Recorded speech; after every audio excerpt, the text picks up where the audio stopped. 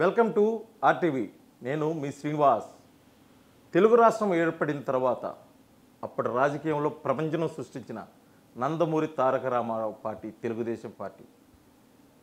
ఆ ప్రపంచంలో అందరి చూపు నందమూరి తారక రామారావు వైపు ఉంటే అతని చూపు మాత్రం ఒకరి వైపు ఉంది. అతనే ప్రకాశం జిల్లాకు చెందిన వ్యక్తి.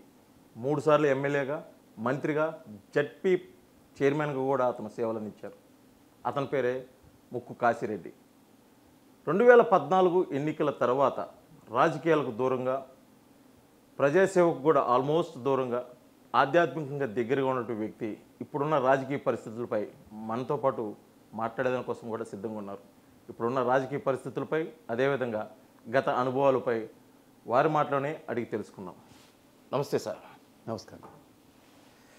ముక్కు కాశిరెడ్డి ఒకానొక సమయంలో ప్రకాశం జిల్లా, అదేవిధంగా రాష్ట్ర వ్యాప్తంగా గట్టిగా వినిపించిన పేరు ఇప్పుడు వెతుక్కోవాల్సి వస్తుంది. దానికి ముఖ్య గల కారణం కాలమే సమాధానం చెప్పింది. కాలచక్రంలో అందరూ కలిసిపోవాల్సిందే. రాజులే పోయిన రాజ్యాలే పోయినాయి, మనమెంత. 2014 వరకు క్రియాశీలకంగా వివిధ పార్టీల్లో ఉన్న జడ్పీ చైర్మన్గా చేశారు, మంత్రిగా చేశారు, ఎమ్మెల్యేగా చేశారు. ఒక్కసారిగా 2014 తర్వాత అసలు రాజకీయాలు పూర్తిగా విడిచిపెట్టడానికి గల కారణం? నాకు ఒక గురువు ఆధ్యాత్మికంగా వచ్చిండు. అంతకుముందే ఈ రాజకీయాల పట్ల అనాసక్తి ఏర్పడింది. ఇది ఒక మాయ అనిపించింది అంతే. అన్ని సంవత్సరాలు రాజకీయాల్లో ఎందుకు ఒకసారి కదా అనిపించింది? ఏమో దైవే చేయని దైవం ఏ పని చేసుకోవాలని మన శరీరంతో చేసుకుంటాడు. మనం అంతర్లీనంగా మనలోనే ఉన్నాడు, అందరిలో ఉన్నాడు, అంతటా ఉన్నాడు. ఆయన లేని చోటు లేదు. ఆయన చేయిస్తూ ఉన్నాడు ఇవన్నీ.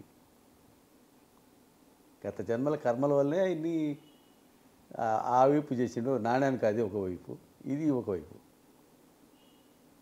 ఇది శాశ్వతమైన సత్యం వైపు వెళ్ళినాం.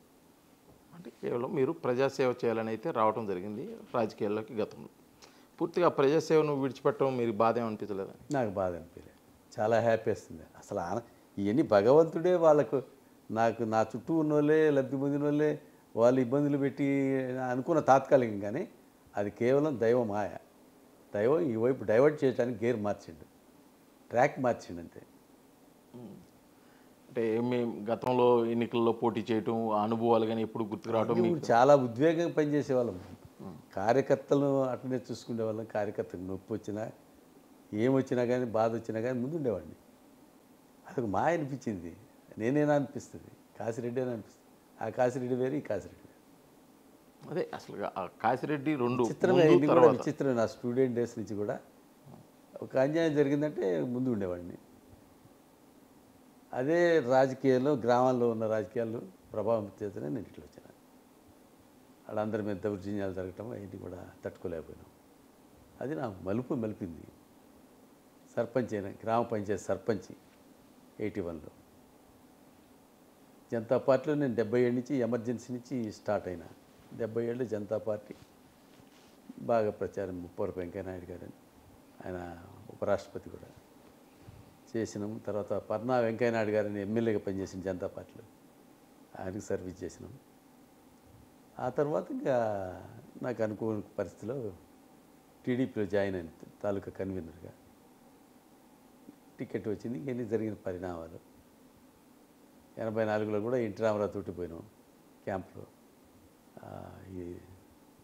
ఆయనకి ఇబ్బంది కలిగినప్పుడు. తర్వాత కూడా 89లో ఓడిపోయినాం. 94లో 9 months బిఫోర్ ఎన్టీఆర్ డిక్లేర్ చేశారు. అదేవిధంగా 85 ఎలక్షన్లో కూడా ముందే నువ్వు గో హెడ్ అన్నాడు. జరిగింది పరిస్థితులు. 99లో మరి కాలానుగుణంగా అది ఓడిపోతాం అనుకోలే. సరే అన్ని పరిస్థితులు వచ్చేసిన అన్ని వాళ్ళ గురించి అనుకో, నాకు మంచిగా చేసినారు అనుకుంటున్నా.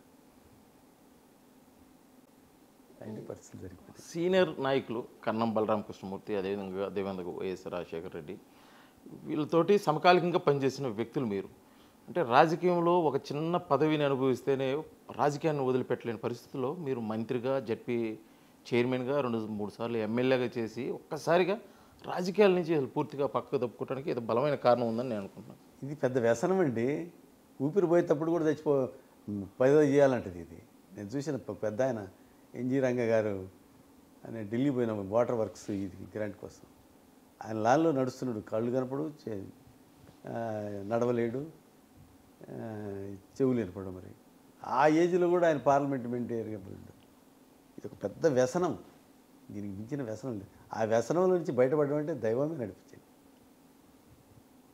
వండర్ అవన్నీ జరగడం అంటే మామూలుగా. టీడీపీలో ఎన్ని ప్రాంతీయ పార్టీలు కదా, ప్రాంతీయ పార్టీల్లో మనం కొన్ని విచిత్రాలు జరుగుతాయి. ఆ పార్టీలో జరిగిన విచిత్రం ఈ పార్టీలో కూడా జరిగింది.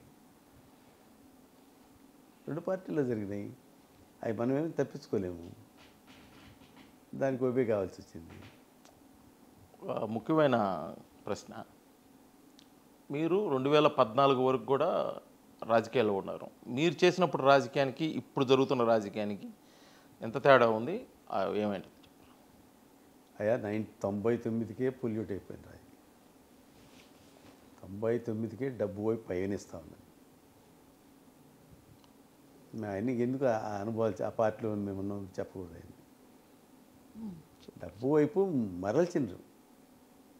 తప్పదు, ఎందుకంటే రాజకీయ మనుగడ కావాలా, దానికి ఆ పరిస్థితులు అట్టా వచ్చినాయి. పెద్ద పెద్ద బిజినెస్ మ్యాగ్నెట్లు వచ్చినప్పుడే దాంతోపాటు మారిపోయినాయి. అంటే ఈ డబ్బు రాజకీయాలు తట్టుకోలేకే స్లోగానే, డబ్బే కాదు, ఓటర్లు అడిక్ట్ అయిపోయినారు. ఓటర్లు అంటే ఉండగా నిజాయితీ 5% ఉంది. నాకు అప్పుడు అనిపించింది, ఈ డబ్బులు ఇంత పెట్టి ప్రజాసేవ ఎందుకు చేయాలా, ఇట్లా చేయొచ్చు, ఇది కూడా చేయొచ్చు. ఇంత అమౌంట్ పెట్టి డబ్బులు పంచి ప్యాకేజీలు పంచి ఎవరికి చేయాలా? అది సర్వీసా? సర్వీస్ కాదు అది. ఈరోజు ఇప్పుడు గవర్నమెంట్లో కరెక్ట్గా మధ్యవర్తి లేకుండా ఓటర్కి చేస్తుంది డబ్బు. మరి డబ్బులు పంచకుండా అయితే పాసిబుల్. డబ్బులు పంచకపోతే మూడో వ్యక్తి రాకపోతే ఫోన్ చేస్తున్నారు.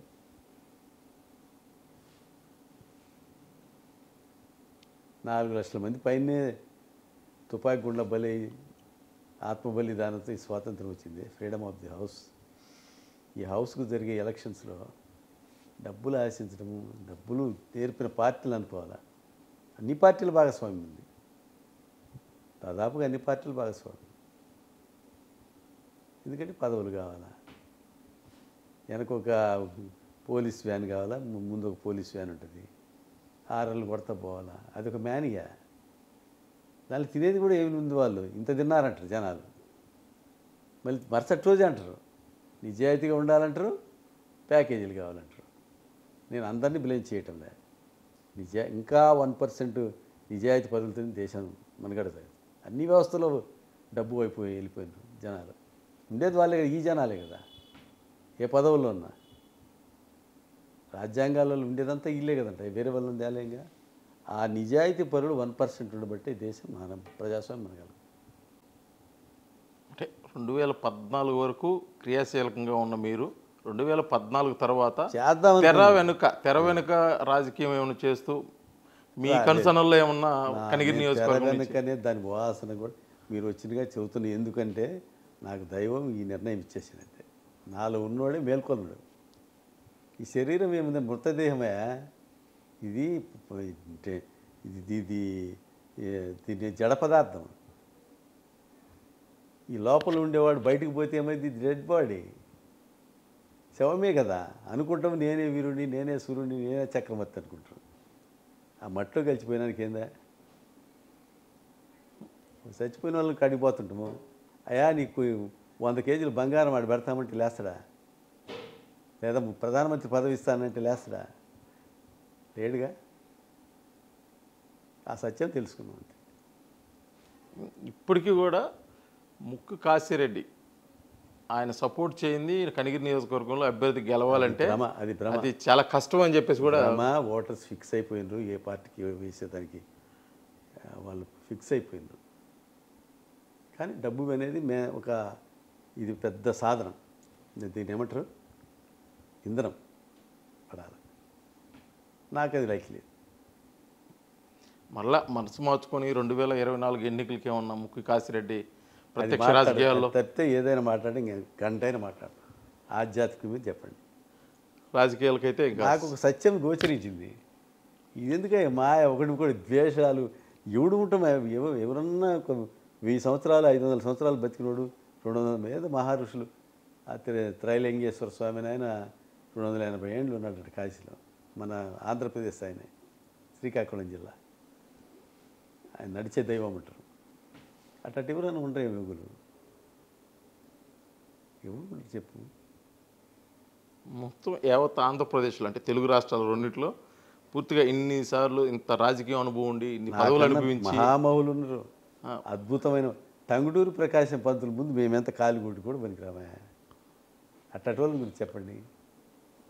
అంటే ప్రజాసేవకు దూరంగా ఉన్నట్టే కదా, అంటే రాజకీయాలకు దూరం. సేవ దూరంగా ఏం లేవు.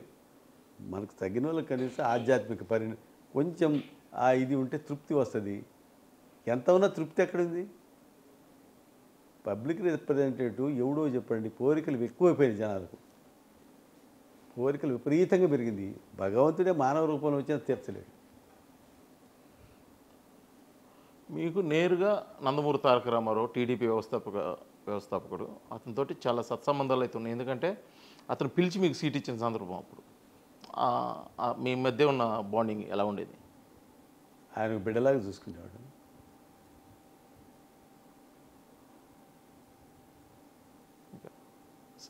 బిడ్డలాగా అంటే కేవలం మీకు పిలిచి సీట్ ఇవ్వడానికి ఒక కారణమైన ప్రత్యేకించి ఫస్ట్ టైం అది చాలా కారణాలు ఉన్నాయి. 83లో 82 డిసెంబర్లో ఎలక్షన్ జరిగింది. జనవరి 5వ తేదీ డిక్లేర్ అయింది 2018లో 83. ఫస్ట్ టైం వేరే, సెకండ్ టైం కానీ థర్డ్ టైం కానీ ఫోర్త్ టైం కానీ నాకు ఆయన ముందస్తు ఇచ్చేసి. అప్పటి వరకు మీకు సీటు పిలిచి ఇవ్వటమే కానీ మీరు ఎప్పుడు పోయి సీటు అడిగింది లేదు. అటువంటి ముక్కు కాసిరెడ్డి 2014 ఎన్నికల్లో సీటు అనుకున్న విధంగా రాకపోయేసరికి మనస్తాపానికి గురయ్యి రాజకీయాలకు దానివల్ల కాదు. గత సంఘటన 2009లో కూడా ఉంది.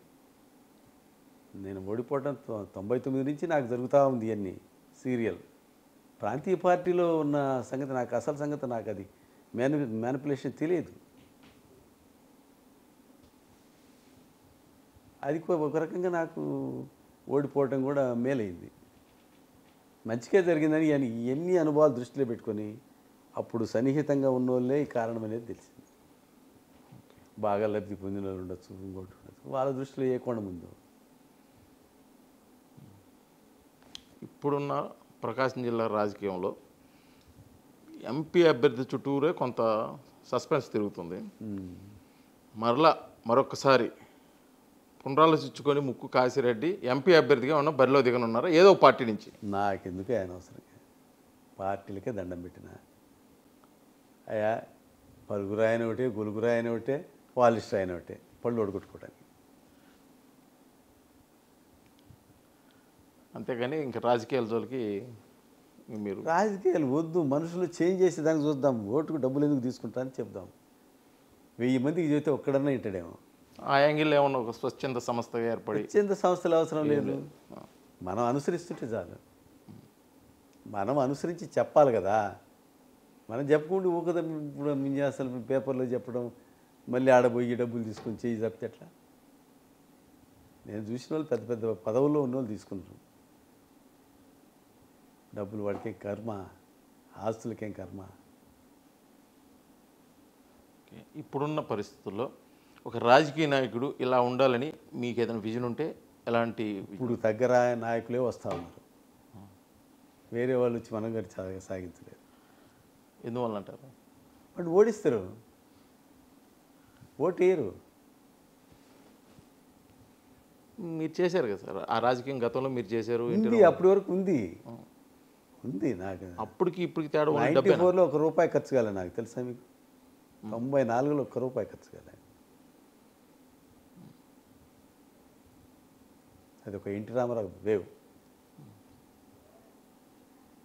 94 తర్వాత ఎన్నికలంటే కొద్ది ఖర్చుతో కూడుకుంది. ఇప్పుడు ఖర్చు కూడా అధికంగా అయిపోయింది. ఇప్పుడు గతంతో పోల్చుకుంటే ఇప్పుడు ఖర్చు కోట్లకు వెళ్ళిపోయింది. అది ఎంత అనేది లిమిటేషన్ లేదు. పంచేవాడు కాదు, పంచేవాడు కూడా డబ్బులు ఇవ్వాలా. ఆ పార్టీ ఈ పార్టీ అని కాదు నేను చెప్పేది, ఒక పార్టీ అని లేదు. ఎందుకంటే అంత డబ్బులు కక్కుర్తి పడి మళ్ళీ ఈ 10వ పరకు తిన్నాడంటే 1000 కోట్లు తిన్నాడంట. రాజకీయ నాయకుల మీద అపవాదులే, అంతకన్నా ఎక్కువ తినేవాళ్ళు కూడా ఉంటారు. ఇప్పుడు వస్తున్న రాజకీయ నాయకులు వయసు కంటే కూడా మీ రాజకీయ అనుభవం అయితే ఎక్కువగా ఉంది. అసలు పూర్తిగా ఈ రాజకీయాలు వద్దు అనడానికి ఒక ప్రధానమైన కారణం, మీరు ఇన్ని సంవత్సరాలు రాజకీయంలో ఉండి ఎంపీగా మంత్రిగా మీద ఎమ్మెల్యేగా వ్యతిరేకత, ఏ పార్టీ మీద వ్యతిరేకత లేదు. నాకెందుకు అంతర్లీనంగా ఉన్నోడే చెప్పిండు ఇది విరక్తి, ఇది ఒక చీ అని అనేది వచ్చేసింది, వద్దు దీనివైపు పోవద్దని చెప్పిండు. కళ్ళు మూసుకొని కూర్చోండి, ఆలోచన చేయండి, మీ అంతరాత్మతో చెప్పండి చెబుతుంది ఆటోమేటిక్గా. ఒక 10 నిమిషాలు అన్ని ఆలోచనలు పక్కన పెట్టి వాడు ఇస్తే డెసిషన్. ఒకరి మీద ఒకరు బోధ తిట్టుకోవడం ఏంటి ఇది రాజకీయం?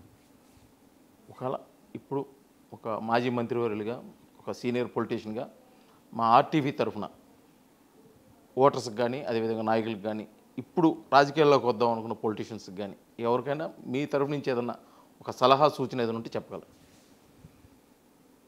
వ్యక్తిగతంగా తిట్టుకోవద్దని చెప్తా. నాకు కుటుంబ సభ్యులను తిట్టుకోవడం ఇవన్నీ ఎందుకు? వద్దు, ఇది మాయ. చేతనైతే ప్రజాసేవ చేయాలంటే డబ్బులు పెట్టి ఎవరు చేయలేడు నా ఉద్దేశంలో. ఇంత డబ్బులు పెట్టి ప్రజాసేవ ఎవరు చేస్తాడు? చేయాలంటే ప్రజల్లో ఎన్నో సమస్యలు ఉన్నాయి. చెట్లను పెంచేయండి స్వచ్ఛందంగా.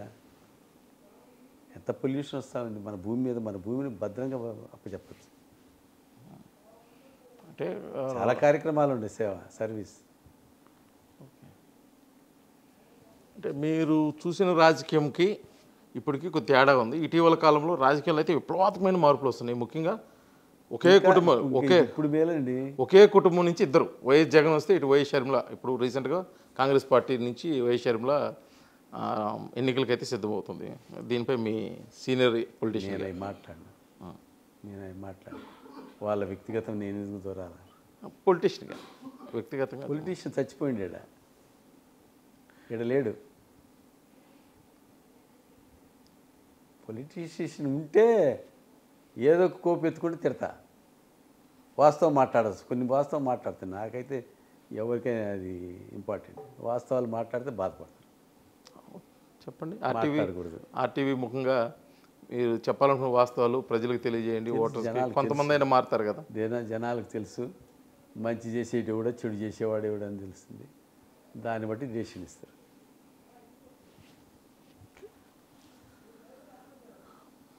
మొత్తానికైతే సీనియర్ పొలిటీషియన్గా ఉన్నటువంటి ముక్కు కాశీరెడ్డి, ఇప్పుడున్న రాజకీయ పరిస్థితులు వంటబట్టకే నేను రాజకీయాలకు దూరంగా ఉంటున్నాను, కేవలం ఆధ్యాత్మిక వైపు అడుగులు వేస్తూ ప్రజలకు నా చేతనంత సేవ చేస్తున్నాను. కానీ ఇప్పుడున్న రాజకీయాలు మేము చేసినప్పుడు రాజకీయాలకి చాలా వ్యత్యాసం ఉంది.